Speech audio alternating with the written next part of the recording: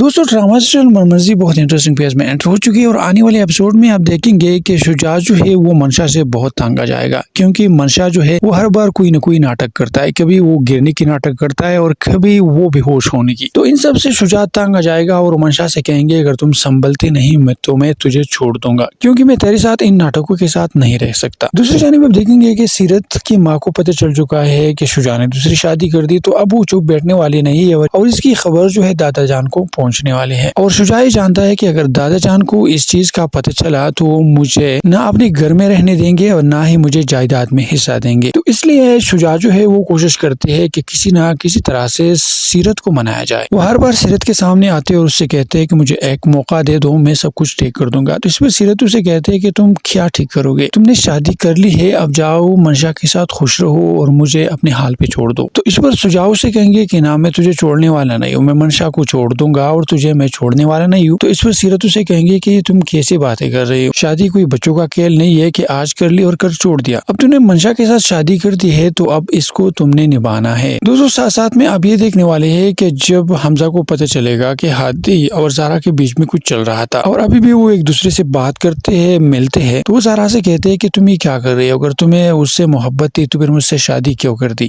تو اس پر زارا اسے کہیں گے کہ میرے کسی سے محبت نہیں ہے، وہ صرف میرا کلاس فیلو ہے اور ایک اچھا دوست ہے، اس کے علاوہ میرے اس کے ساتھ کوئی بھی تعلق نہیں ہے۔ جب اس کی بات کا پتہ حمزہ کی ماں کو چلتا ہے کہ زارا جو ہے وہ اس لڑکی سے ملتے ہیں، تو وہ حمزہ سے کہیں گے کہ میں نے تجھے کہا تھا کہ لڑکی کو یونیورسٹی مت بھیجنا، لیکن تم میری بات سنتی کہاں ہو، تم تو میری بات سنتی نہیں ہے۔ لیکن اگر اس لڑکی نے کوئی کارنامہ سر انجام دیا تو پھر ہم کہیں بھی منہ دکھانے کے قابل نہیں رہیں گے، کیونکہ پہلے ہی منشا کی بے عزتی ہم جھیل رہے ہیں اور اوپر سے اگر اس لڑکی نے ایسا ویسا کچھ کر دیا تو پھر ہم کہاں رہیں گے اور کیا کریں گے۔